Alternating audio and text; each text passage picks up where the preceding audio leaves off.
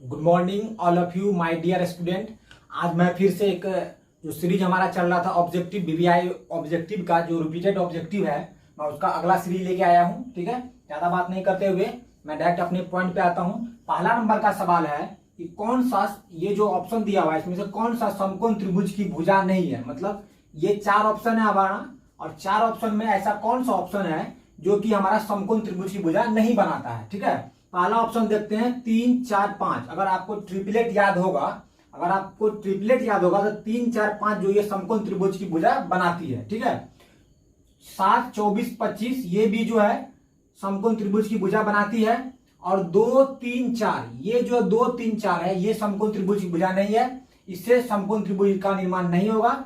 12, 13, 5 ये भी समकोण त्रिभुज की भुजा। अतः हमारा जो आंसर है वो क्या हो जाएगा, 2, 3, 4 जो है समकोण त्रिभुज की भुजा नहीं बनाती। अगर आपको ट्रिपलेट याद होता तो आप डायरेक्ट आंसर इसका दे देते। अब आते हैं हम लोग सवाल नंबर 2 पे। 2 नंबर का सवाल हमसे क्या पूछा जा रहा है कि 1 + tan स्क्वायर थीटा बराबर क्या होता है। तो 1 + tan स्क्वायर थीटा ये हमारा एक फॉर्मूला होता है, 1 + tan स्क्वायर थीटा। इसे डायरेक्ट इसका फॉर्मूला आपको याद रखना है कि 1 + tan स्क्वायर थीटा हमारा डायरेक्ट आंसर क्या होता है, हमारा डायरेक्ट आंसर होता है सेक स्क्वायर थीटा। ये हमारा एक डायरेक्ट फॉर्मूला होता है, 1 + tan स्क्वायर थीटा बराबर सेक स्क्वायर थीटा। तो ये हमारा ऑप्शन नहीं होगा, ये नहीं होगा, ये नहीं होगा, हमारा डायरेक्ट ऑप्शन क्या हो जाएगा, सी हो जाएगा। अब आते हैं हम लोग सवाल नंबर 3 पर कि 3 नंबर का सवाल हमसे क्या पूछा जा रहा है।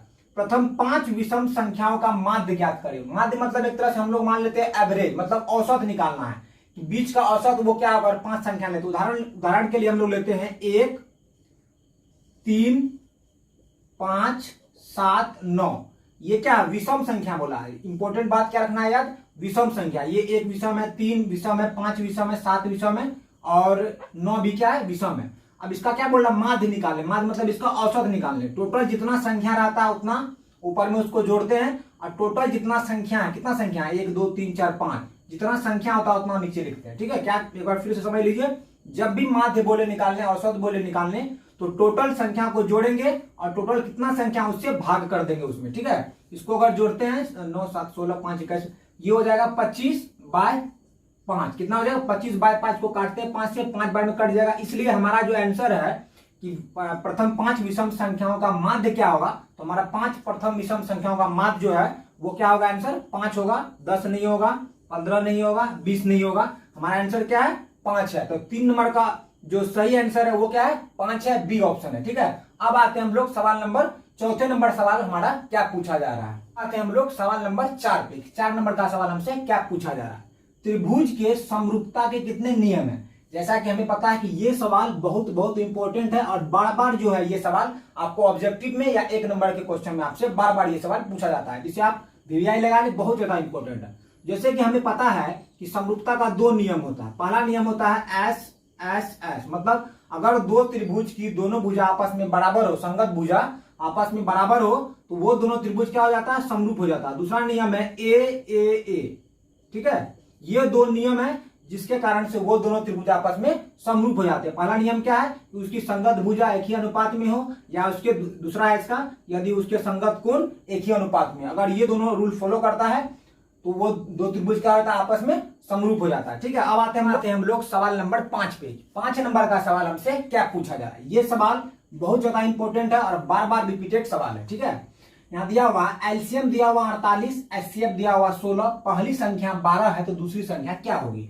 इसका एक फॉर्मूला होता है, उस फॉर्मूला को अगर हम लोग याद कर लेते हैं तो सब दिन के लिए ये सवाल हमें आराम से बना दिया जाएगा। ठीक है, सवाल क्या है, इसका फॉर्मूला क्या है कि एलसीएम गुना एचसीएफ बराबर होता है पहली संख्या गुना दूसरी संख्या। ठीक है, ये हमारा एक फॉर्मूला है कि एलसीएम गुना एचसीएफ बराबर होता है पहली संख्या गुना दूसरी संख्या। तो सब का वैल्यू बैठाइए, आराम से आंसर निकल जाएगा। एलसीएम है हमारा 18, एचसीएफ है हमारा 16, पहली संख्या दिया हुआ 12, दूसरी संख्या नहीं मालूम है तो दूसरी संख्या की जगह हम लोग क्या लिख देते हैं, दूसरी संख्या लिख देते हैं। ठीक है, दूसरी संख्या हमें निकालना है। तो जैसा कि हमें पता है कि 48 गुना 16, ये जो 12 इधर क्या चीज में गुना में, इधर आएगा तो भाग में मतलब नीचे में चले आएगा, बराबर दूसरी संख्या निकल जाएगा हमारा। तो 12 से काटते हैं, 12 चौके 48। इसका मतलब है कि दूसरी संख्या जो है हमारा, दूसरी संख्या कितना आ रहा है हमारा 16 चौके 64 आ रहा है। दूसरी संख्या कितना होगा हमारा 64। ये हमारा आंसर हो गया। इसका मेन इंपॉर्टेंट बात ये है, ये फॉर्मूला अगर आपको याद है तो ये सवाल आपको आसानी से हो जाएगा। ठीक है, तो हमारा 5 सवाल कंप्लीट होता है। Okay, thank you.